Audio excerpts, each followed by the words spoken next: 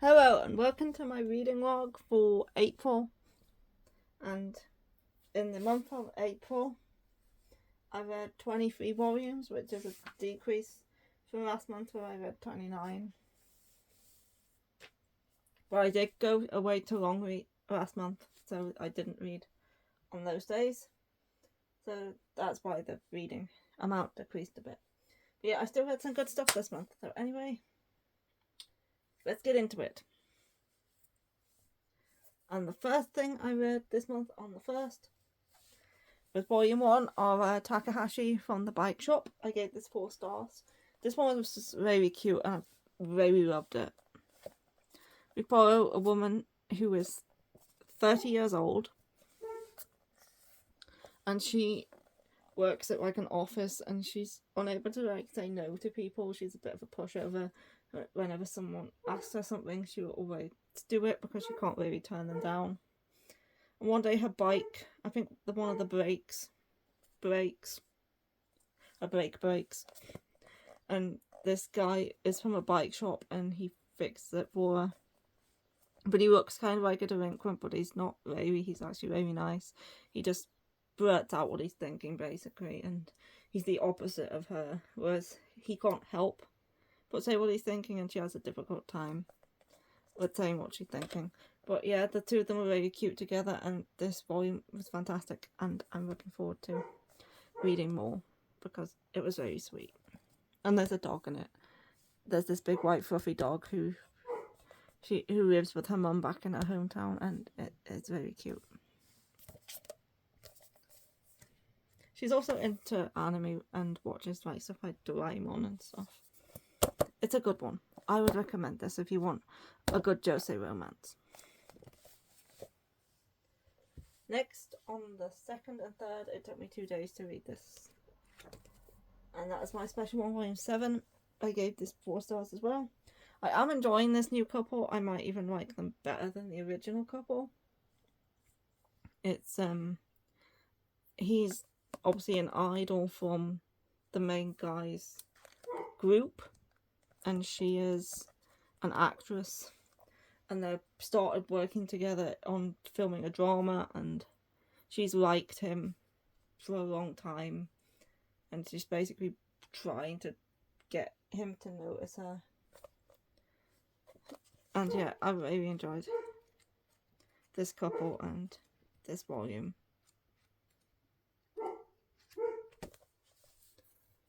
There was some moments where the original couple did appear. Obviously, she's friends with Sahoko, so they talk, and obviously he's in the same group with the dude. I can't remember his name, but they're not in it that much anymore. It's definitely focusing on these two, and I think it continues to focus on these two at least up to volume 10, which I'm fine with that. I like these two. This was a good volume. Then on the 3rd, I read The Eccentric Doctor of the Moonflower Kingdom, volume 7. Getting ahead of myself. And I gave this 4 stars. This was another good volume. I really like this series. We're continuing on from what was going on in the previous volume. This volume also had a lot of backstory for, I can't remember his name, but he's the leader of like the religious cult who's going around trying to cure people with like that smoky stuff. This dude. We have a lot of backstory for this dude. And obviously we have our main character trying to get to the bottom of a mysterious illness. Continue on from the previous volume, and yeah, it's very good. His backstory was quite interesting.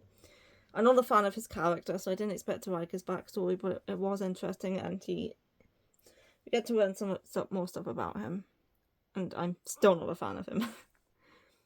But yeah, I really enjoyed this series, and this was quite a thick volume as well. It's a very good like fantasy. It's not really fantasy that much. It's more like historical, set in like I think ancient China is kind of the setting, or at least a world that's kind of resembles ancient China. And she's a doctor's daughter who is also a doctor herself, and she goes to the capital, and people there haven't really heard of surgeries and stuff before, so the prince is trying to use her to gain political influence, because obviously if he uses her to heal people and cure them and gets them on his side, he's kind of doing that. It's a very interesting series. Our main character's very fun as well. She loves muscles. And again, this was a good volume. A lot of it was the dude's backstory, but I thought his backstory was quite interesting. Okay.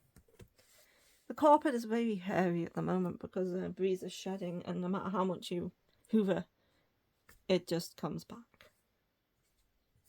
Next, on the 4th, I read Usa-Turkey Rhetoric Volume 9, which I gave 4 stars.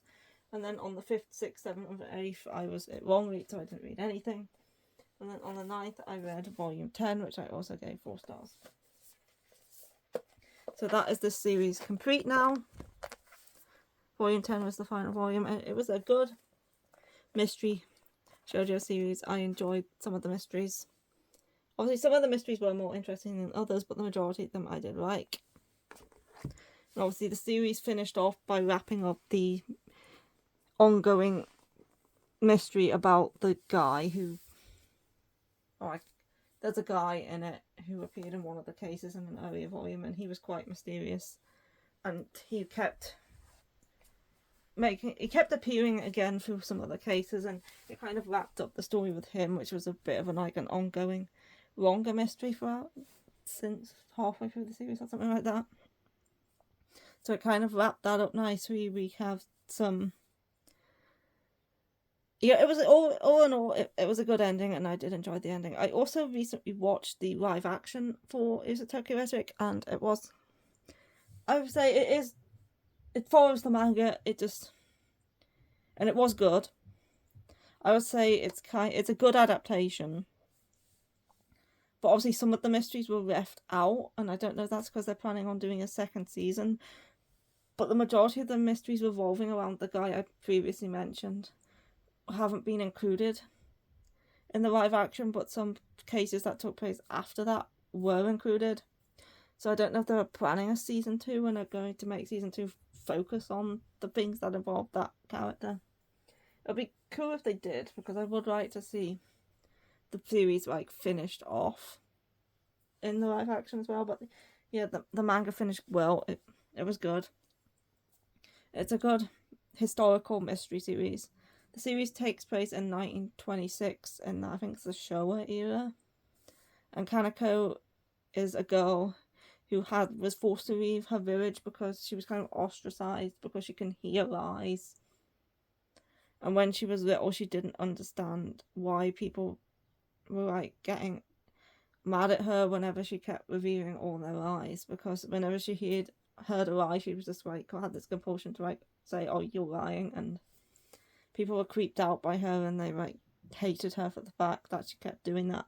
So she was kind of forced to leave her village and go live in a new town where she meets Soma, who is a private detective who is quite lazy and unmotivated, and he hardly has any cases. He's also very poor, and he can never even afford rent or to eat at a restaurant. He constantly has to just put stuff on his tab, and she becomes his assistant, and they solve cases together. And the characters are fun, and yeah, the mysteries, the majority of the mysteries were enjoyable, and yeah, I really liked that it ended well. So yeah, all in all, I would recommend this one if you want a mystery series. And it's all wrapped up in 10 volumes, so it's not too long.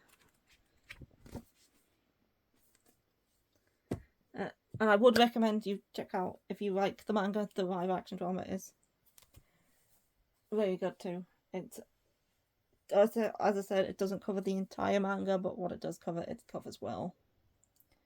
It's on Viki. I don't have an account. I was using my niece's account to watch it. But yeah, it is on there.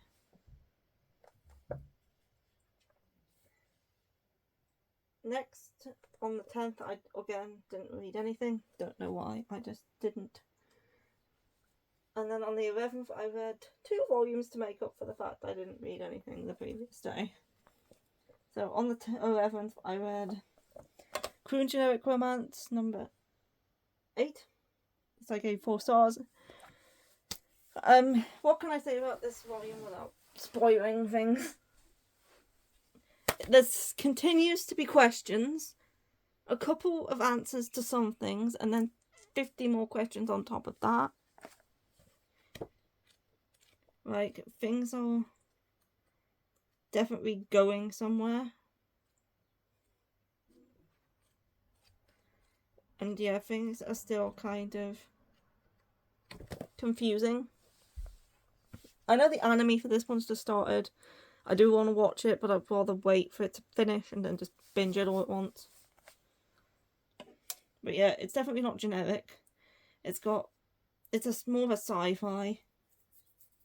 It's not like slice of life sci-fi. I would basically say it is, with romance as well. But yeah, it takes place in Kowloon, Ward City, number 2, because obviously the original was destroyed and then they rebuilt it. In the series, obviously, it never actually got rebuilt. And the people living in Kowloon number 2, they kind of all have this nostalgic feeling, and nothing there seems to ever change. And they're all living there, but things are not as they seem, and there's a lot of mystery and stuff under the surface, especially to do with this group called the Heavy Numa group, and this thing in the sky called Gene Terror, which is kind of like a big floaty satellite ball thing.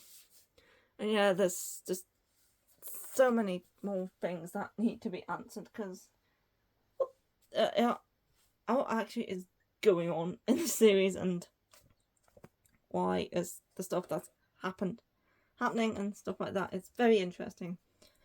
Very good read, and I'm looking forward to giving the anime a go. I haven't heard much about the anime in terms of whether it's good or not, or whether it's a good adaptation. I don't know what the general consensus surrounding the anime is, and whether it's well done or not. I haven't really heard anything about it, but I will still check it out regardless. And next, on that same day, on the 11th, I read Road That's an Understatement, Volume 1. I gave this 4.5 stars. This was very good. I expected that I probably would have enjoyed this one because I loved Ruffster Kelly. Ruffster Kelly is great, and this is the same author. This is like a good girl ex-delinquent romance, where we have a high school girl and a boy who's like... Is he in a gang? I think he's in a gang. But he's kind of a delinquent anyway, and he like... I think, if I remember correctly, he's in a gang, and he is beaten up on the street, and she finds him there and offers him an umbrella and some like bandages and tells him where the nearest hospital is, and he kind of becomes indebted to her, and he starts like following around being like, I'm in your debt now, is there anything I can do for you? And she's like, not really, I'm not really interested. But then he's quite persistent, and they kind of start growing closer, and the kind of starts like a romance starts to blossom between them. But yeah, that was very good. I enjoyed this one, and I hope Kodansha hasn't said anything on it yet as to whether they're gonna be imprinting the other volumes or not. So far, there hasn't been any word. I hope they do print the other volumes, because this one was very good, and I'd really like to read them physically. I know they're already available digitally, but I'm not really a digital reader. So yeah, I hope they do end up doing the other volumes, because so far there's been no word. But this was very good. The next 2 days I read a couple of sports series, the first one being Medalist, which I read on the 12th. This is volume 4, and I gave this 4 stars. I watched the anime for this one recently, and it was really good. The anime's great. I would recommend it if you like the manga. The anime actually covered up to the end of this volume, so I did read this volume before watching the anime. So I didn't see anything in the anime that I haven't yet read in the manga, because it only covers the first 4 volumes. But yeah, it's about a little girl running how to figure skate, and she wants to be the best figure skater in the world, and this is her coach, and he's trying to teach her. And yeah, it's very good. If you enjoy figure skating, or even if you don't know much about it, it is a good series. It kind of teaches you quite a bit about figure skating, and the characters are fun, and yeah, it's a good series. Anori, and is it Anori her name? But she's progressing really well in this volume, and yeah, I think there was a time skip at the end of the last one, or was it at the beginning of the last one? It was a time skip anyway, but yeah, I really enjoy Medalist. And that was another good volume. And the next day after I read Medalist, on the 14th, I read Break Girl. This is the other Kodansha Print Club title that I picked up. This is a series about running. I gave this one 3.5 stars. This is only 3 volumes. It's a josei. And it's about a girl who, after having a leg amputation due to a disease that she had, she's kind of given up on ever being normal, or she's just kind of given up until she discovers like this runners club for people who've had amputations and running braids. And there's this guy there who makes running braids, and he like starts to train her to be a runner, and now she's like got her passion back, and she's got something she's interested in again, because she was never really into running before, and she's like starting to compete and stuff. Yeah, it was a bit fast paced, but I kind of understand why, because it is only 3 volumes long, so obviously it is going to have to be more faster paced to get her up to the training part is kind of rushed through, but obviously with only being 3 volumes, they need to get her to a point where she's going to be competing quite quickly, so I understand why it is a bit faster paced. Yeah, it was quite good. I didn't enjoy it as much as Medalist, but yeah, it was still a decent read. And after that, on the 15th, I got reincarnated into a BL world of Big Man Boobs 2. I gave this 3 stars. This one was just silly. The dude's isekai. He's a guy and he's really likes boobs, and he got isekai'd into a world of big boobs, but they're big man boobs. And there's this delinquent. There's a bunch of delinquents, and he kind of falls into like a BL kind of plot. It's basically satire of BL. It takes BL tropes and it basically makes fun of them and stuff. And then he kind of falls into like situations with him that would be in a BL, and like you'd think he would be like this big manly top, but he's actually a bottom, and yeah, it's just way weird and silly basically. I think I enjoyed volume 1 more. This one was still, I only gave it 3 stars, but it was still decent. And it's only 3 volumes. Well, it's 5 volumes, but these are 2 in 1, so there will only be 1 more, which will be 3. But the art is very nice. It's Tsukiji now who does these art. I've got one of her art books, and she has really beautiful art. So the art is like one of the best parts. Especially her colour art, it's so nice.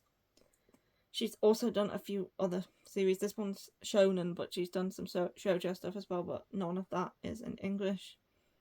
Although I don't think she's ever written outright BL. A lot of her series have like BL like undertones to them. But yeah, the situations they get into are just kind of ridiculous and quite funny at times. And the hamster with the big balls was back. They went to the cinema to see the film about the hamster with the big balls, and I just loved that character. That was probably one of the best chapters when they went to see the Big Bald Hamster film, and they did the handball song again. Yeah, I would definitely finish the series. Obviously, it is fun and silly. It's just, and the art's very nice, as I've said. It's just not my favourite ever read, I would say. But yeah, it's only one more volume. And it definitely gets a laugh or two out of you. Especially the hamster. I've read, and there's no other manga that I've ever read where there has been a hamster with big balls that sings a song about its handballs and how big and round and fluffy they are. So yes, that was Man Boobs. Next on the 16th? No, on the 15th. Getting a bit confused there. I read 100 Ghost Stories That Will Lead to My Own Death. This is a horror manga. Obviously, you can probably tell by the title and the cover. But obviously, we have a young boy, and this young boy doesn't seem to be doing well mentally. So there's this little girl in his class who teaches him about the 100 ghost stories. And if you tell all 100 ghost stories, something will happen. It doesn't necessarily state what will happen. So this boy sits alone in his bedroom every night telling a different ghost story, and each chapter is a different story. So obviously, there's 10 chapters in volume 1. There's 10 volumes in total and 100 chapters in total, and each chapter is a different one of the 100 ghost stories, and yeah. Some are obviously better than others, but in all, I did really enjoy this. I gave it 4 stars. I'll definitely be continuing it, and the covers continue to get more creepy as they go along too, which is very cool. So yeah, I'm just wondering what will happen once he tells the final story, if anything. Or whether it'll kind of just be, well, they were stories, so nothing would actually happen once he finished telling them. But there is kind of interesting stuff going on. It always starts out with him in his room, usually sitting at his desk. He'll turn the light on, and he'll start, I think he's filming himself by the looks of what's going on. So he'll like turn on the camera, turn on the light, and then start telling a different ghost story. And at the beginning of every chapter, it's always like that, with him turning on the camera and telling the story.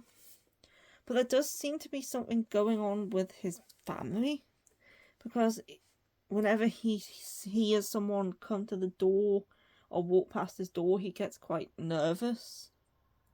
So I don't know if there's like something going on with his family, or whether he's being abused, or whether he's like there's neglected, or there's something else going on there, because he just seems unusually nervous whenever his family like come to the door or anything. But you kind of see the majority of the series is about the ghost stories, but you kind of see that at the beginning and end of every chapter while he's telling the stories that's going on. So that was also quite interesting as well. So I'm kind of interested to see what is actually going on with this boy, and why he's like doing this in the first place, and what he expects to happen, and is he in a bad fit situation with his family? So yeah, definitely intriguing. And I like horror.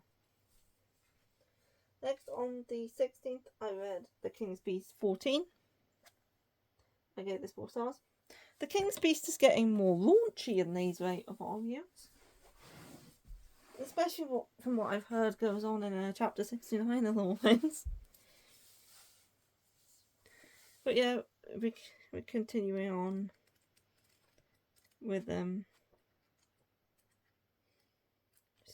stuff and the fantasy element, and I think there's going to be a war brewing from what seems to be going on. And at first I thought that this series was a sequel to Dawn of the Arcana when I first started reading it, and then I was like, is this taking place at the same time as Dawn of the Arcana then? Because it can't be a sequel. because there is a couple of characters from Dawn of the Arcana that have been appearing in these later volumes, and obviously because of one of those characters appearing, I'm like, this can't be a sequel.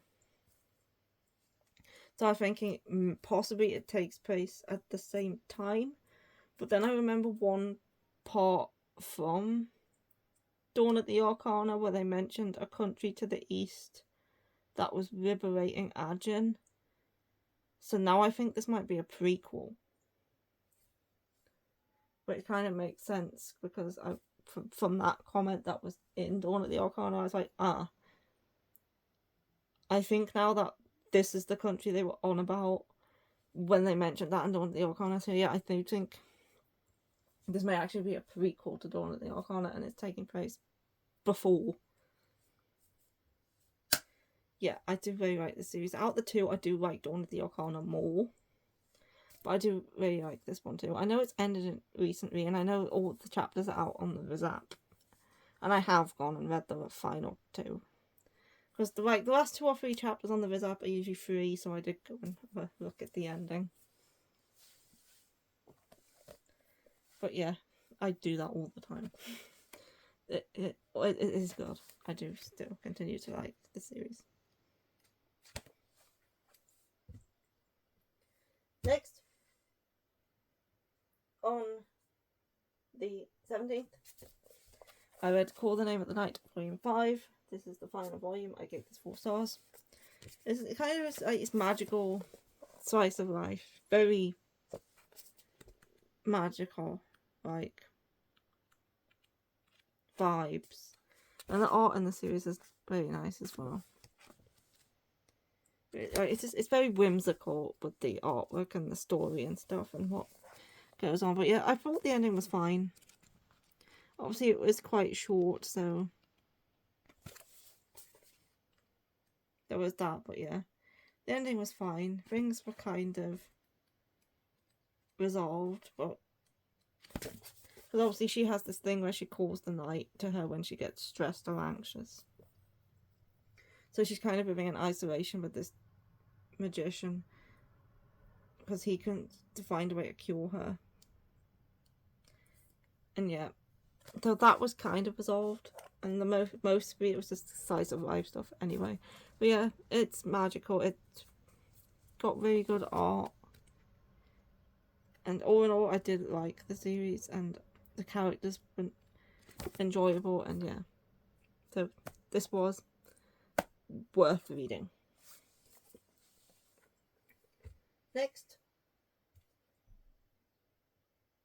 on the 18th, I read the first volume of Loving Moondog. I gave this 3.5 stars. Considering this is a steamship title, the smut is very, very lacking. It's, in fact, this is a shoujo series. It's not a josei, but obviously there is some more slightly steamy content, but it's nothing that could like.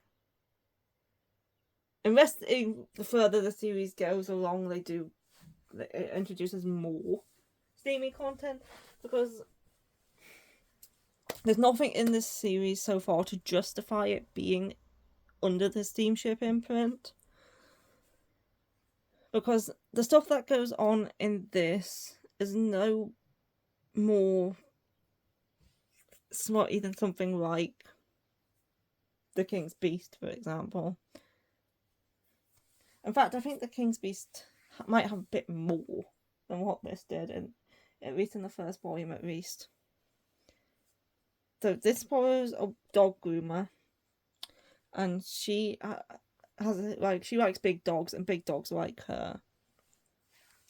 And on the way home from work one day, she sees a Doberman getting kicked out of somebody's house with a bunch of crows. So she takes this dog home, thinking that it's been abandoned, and says she's going to try and find it a new home. But once she gets home, this dog transforms into a man, and she kind of gets freaked out, and he explains that he's actually a were-dog. Not a werewolf, a were-dog. He was born human, but he can turn into a dog. whenever he sees the full moon. So he has this little light with the full, and it shows the full moon, and that's enough to make him transform.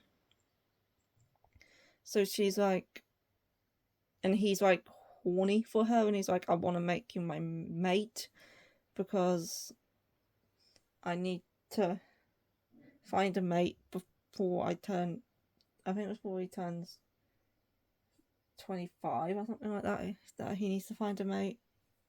I can't exactly remember why. Something to do with being the head, needing to beat his brother who's younger than him but also more advanced or something. So he's been sleeping with random women, but whenever these women find out he's a dog, they kick him out. And she's the first one who hasn't, but she's like, I don't want to be your mate, but you can stay with me until I find you, until you find a new girl to go off with, basically. But you're not here as a house guest, you're not here as a roommate, because she lives in company housing and they don't allow them to have roommates. They have to live alone.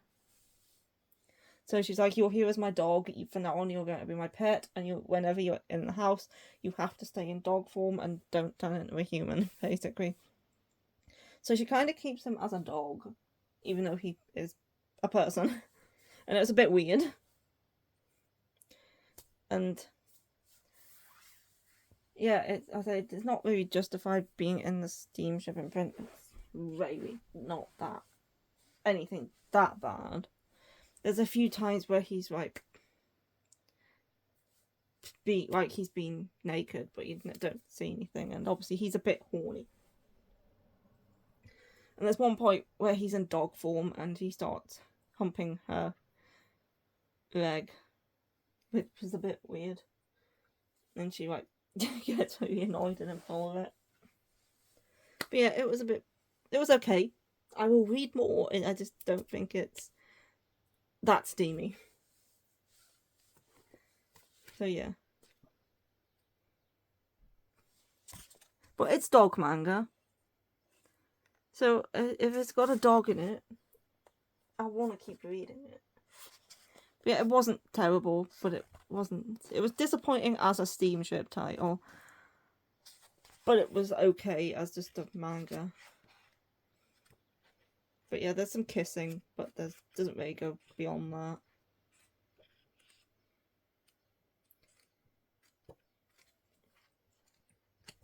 Anyway, the next steamship title I'll be talking about in a couple of volumes is not disappointing. Next, on the 19th, I read Mars, Volume 1. I gave this 4 stars. Did I? Yes. Did I? I think I did. Oh, I can't tell whether that says 3.5 or 4. But yeah. So Mars is an older series. It's like one of the original Good Girl ex-delinquent romances. It was one of the most popular ones. But yeah, I've read this first one. So we follow, what is her name? Kira, and she's like an art student. And she's in the park. And then this guy, she goes to this school, which is kind of... am I getting this mixed up, or has the school like got a bad reputation? Anyway, she's an art student. And she lives with her mother, and she gets asked directions at the park by Ray, and he has a bit of a reputation. He's a motorcycle. He races motorbikes anyway, and his friend, who also races motorbike, has recently been in an accident, and he had to have his leg amputated, so he can't ride anymore, so he gives Ray his bike. And he's looking for directions to the hospital so he can go visit him, and that's when he runs into Kira, and she gives him directions. But she doesn't want anything to do with him because she knows that he has a bit of a reputation. And then they meet up again at school, and they kind of start growing closer to each other and starting to hang out. But by hanging out with Ray, a bunch of other girls are getting jealous of her and are starting to pick on her. So she's being bullied now, and there's a lot of drama in just this one volume. So she had all the bullying, and then there was something with where she was like being approached by a creepy teacher as well. And obviously there's the stuff with the motorbikes. Yeah, there was a lot of drama packed into this one volume. I definitely enjoyed it, and I have the entire series. I'm definitely going to read the entire series.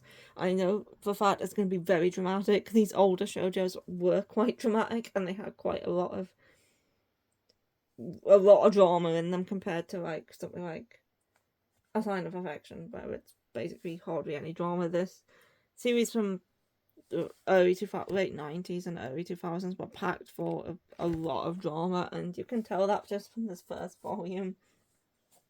This first volume also had the very iconic scene of him kissing the bust of Mars, the Roman war god. But that's like a pretty famous manga panel. Like you kind of see it on a lot of lists of like most like well-known manga panels and stuff. But yeah, I enjoyed how dramatic this first volume was, and I know it's just gonna get more dramatic, and I'm here for it. I think I'm gonna really enjoy the series. And yeah, I haven't read any more yet. I just read this first one. I've been meaning to read more. I just haven't got around to it yet. But yeah, on the 20th, was it the 20th? I read The Missing O, Volume 1. I gave this 4 stars. This is a manhwa, and it's also under Steamship. This wasn't disappointing in the spot department at all. This was really good. So, as I said in my haul video, I don't recall 70 saying this was going to be a steamship when they announced it. So I went back and looked at the license announcement, and it did not say steamship. It just said 70s. It just had the 70s logo. So yeah, this was not advertised as being a steamship title when it was first licensed, but that's why I was a bit confused when I saw it said steamship. But yeah, I thought it wasn't. But obviously it definitely fits the steamship a lot more than Loving Moondog does. So obviously with this being a manhwa, it is in full colour. But it's not on like comic paper, it's on normal manga paper. And I'm gonna have to be careful about what I show, but it follows 3 friends. And one of the friends, the girl on the cover here, like, was it a few years ago? It was how many years ago? 7 years ago. I think she was in college at the time. Her and her friends went to this like party, and she wasn't used to like that scene, and her drink got spiked, and she was helped out by a guy, and they had epic sex afterwards, and she said it was the best orgasm she's ever had in her life. So for the past 7 years she's been searching for the perfect orgasm, but she hasn't been able to recreate it. And she's been looking for the guy as well, but she can't find him either, because all that she remembers about him, she doesn't remember his name, his face, anything. The only thing she remembers about him is that he had a tattoo on his thigh. So she's just been she's not necessarily looking for him, as that more on that she's just looking to recreate the orgasm, but she would also like, if she could, to find him. But she's also be okay if that orgasm came from a different person. So she's been going around sleeping with many, many guys, and the sex always ends up being disappointing. And yeah, there's also her 2 friends. We have the guy, one of her friends has a boyfriend, but their relationship isn't going that well, I would say. Well, she's been together with this boyfriend for, I think, 3 years, and the sex he's not really pleasuring her the way she would like, and she's kind of disappointed in it. That's this girl here. But she does love him, and they've been together for a while. She's just a bit disappointed in the sex, basically. There's also this blonde dude who I think is going to be a main character at one point. And then the third friend, if I can find it without revealing. This is uncensored too, by the way. This is based off a webtoon, I think, and I have looked up online, and online it is censored, but this is not.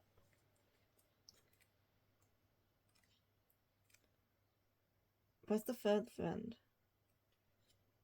No, that's not him. This girl here. She's not in a relationship right now, but she is looking for a good sexual partner as well. But it is revealed later on in this volume that she has a kink for a certain thing. And I won't spoil what it is. But yeah, it was very good. And I'm definitely going to be reading more. It's certainly, if you've been disappointed by the lack of smut in certain steamship titles such as Loving Moondog, you won't be disappointed in this one. This one definitely delivers in the smut department. Even in just this first volume. So yeah, I highly recommend this one if you want a good smut series. Next, on the 21st, I read Insomniacs After School, Volume 7. It's got 4 stars. This continues to be chill slice of life. This volume they're preparing for a sports festival, I do believe. But yeah, it's very chill, very slice of life series. Something to read if you want to like relax. It's very good. It's one of my favourite seinens. I do like the characters. It has been a bit more romance in these latest couple of volumes too, which is good. But yeah, very good. Continues to be nice. Then I read on the 22nd Daily Report About My Witch Senpai, Volume 4. Gave this 4 stars. This volume has a bit more of a focus on the guy's mother. His mother is an actress and she left when he was, I think, a teenager. And he's like very distant with her, and we learned about all the past with his mother, and then his mother kind of was in this volume as well. And then they went on a trip. I continue to really enjoy the series. It's very sweet and cute, and there was a character who came into it in the last couple of pages of this volume, and I don't know if she's going to be like causing any issues in later volumes. But yeah, this continues to be very cute, and I really like this series.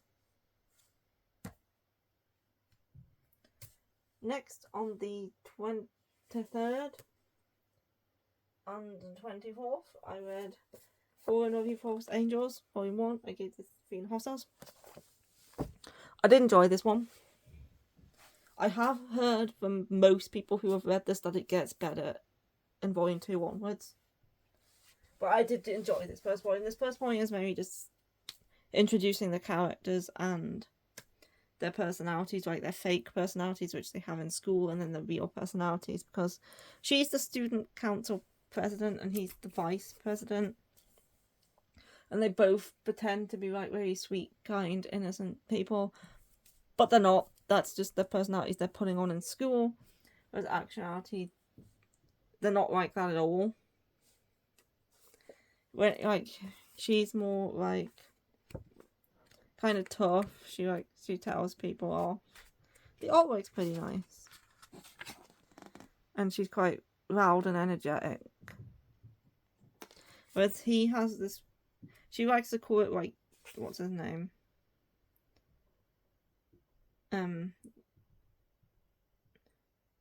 I can't remember. Toki. Nino May. She kind of likes to call him like Dark Nina May. And she has a nickname for him too, but I can't remember what the nickname is. But yeah, they find out about each other's real personalities. Ikoku. She calls him Dark Ikoku. So, and they kind of about each other's real personalities, and they're like, is he going to bring it up? Is he not going to bring it up? Is he just going to pretend that he doesn't know and stuff? And she kind of starts falling for this Dark Ikoku, and then she kind of starts falling for fake self as well. She doesn't want to have these feelings for him, but she kind of can't help it. So she's kind of now fallen for him. I'm unsure yet if he's fallen for her back, but yeah, I definitely enjoyed this first volume. and I've heard it just gets better. Obviously, I didn't enjoy it as much as like Takahashi at the Bike Shop, although that's an understatement. But I definitely did enjoy it enough to keep reading more.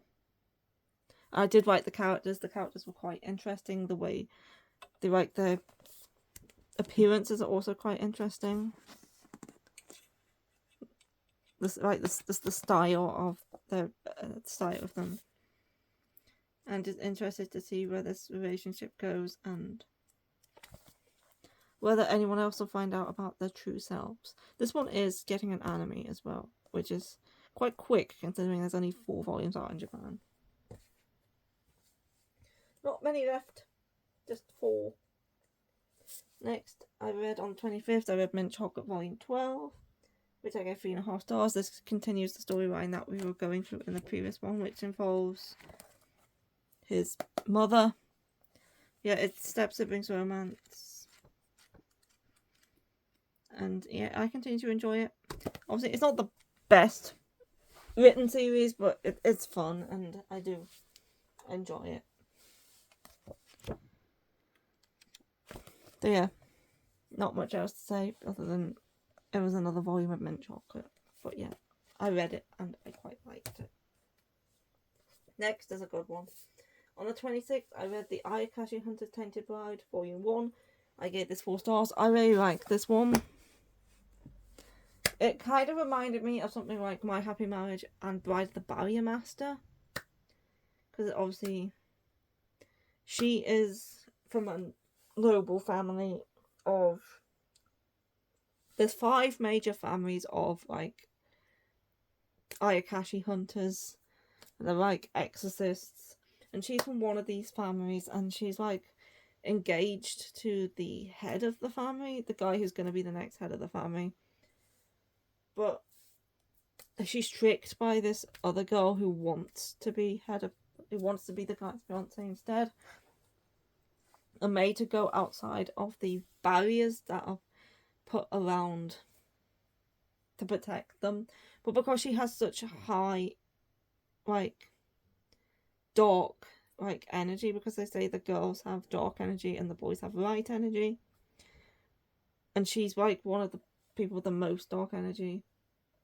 And she steps outside of the barrier because this girl threw a hairpin out there.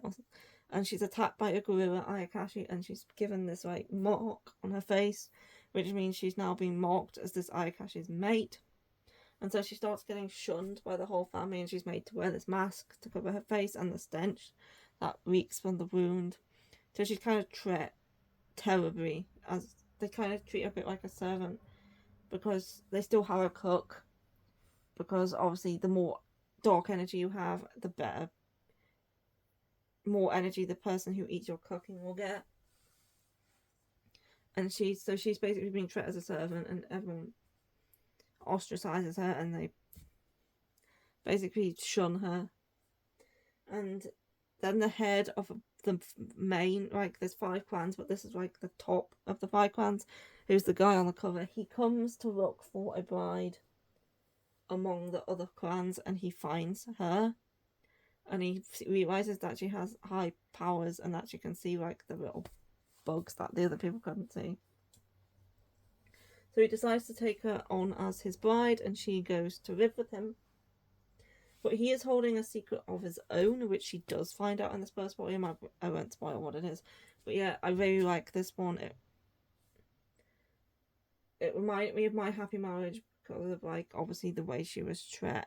And then she's taken away to be married to someone who actually treats her kindly. And it also reminded me of Bride of the Barrier Master because of the exorcist clans and the hunting of the Ayakashi and stuff. In terms of feeling and in terms of content, it was probably more similar to Bride of the Barrier Master than it was My Happy Marriage, but it obviously had those My Happy Marriage similarities as well. Even mentioned on the back, it's for fans of Noragami and My Happy Marriage. But yeah, if you want something along those lines, this is a good one. I would recommend it. I certainly enjoyed it. 2 left. On the 27th and the 28th, it took me a couple of days to get through this one. I read It Takes More Than a Pretty Face to Fall in Love, Volume 1. I gave this one 3.5 stars. I quite like this one, but in terms of high school romances, there was obviously better ones I read this month, but I would definitely continue this one. And I did like it. It just wasn't as good as something like Love, That's an Understatement. But this follows a girl who's obsessed with pretty faces, and she spends all her free time just looking up pictures of pretty men, basically, and fawning over them. And then there's this guy who goes to her school who's kind of like an influencer, but he has no social media presence. He doesn't use social media at all. But he's like a model, and he appears on magazines and stuff like that. And she's obsessed with his face because she thinks he has a beautiful face. And he goes to the same school as her. It's a very relaxed school. They don't have uniforms. The rules are quite relaxed and stuff. And they go and it's on a credit system. But apparently it's not a very popular school. But this guy goes to the school, and she enrolled knowing that. And then she finds a picture posted on social media of him from the school's account. And then somebody messages her from said account, and it turns out to be him. And he's like, I'm in danger of being expelled because I've not been going to class. And the principal said, if you can get more pupils to come to this school by running the social media account and by bringing an interest, then I will not expel you. So he asks her to be the social media account manager, and in order to draw people into the account and to get more people interested in the school, they start posting pictures and videos of him on the account to try and help him not get expelled. And she also starts learning that he's more than just a pretty face, and that he doesn't like people thinking he's just a pretty face, because everyone's basically only interested in his face and they don't care about his personality or who he is. They just see his face and that's it. So she kind of wants to also use this opportunity to help people realise who he really is and see the real him and see past his face, basically. To basically see that he's more than a pretty face. And obviously she starts, as the title suggests, falling for him. But I did like the characters in this one, and I think I am going to enjoy the romance too. It is a bit of a long one. It is a Hana to Yume series, and generally I tend to like Hana to Yume series. But yeah, I did like this one. And I think as the volumes go on, I will start liking it a bit more. It'll probably jump from 3.5 stars up to 4 stars in consecutive volumes, because I do think as I get to know the characters more and see more of the story, it probably will go up in rating a little bit. But yeah, I did enjoy it. It just wasn't my favourite high school romance that I particularly read this month. But it is definitely worth reading, and it is good.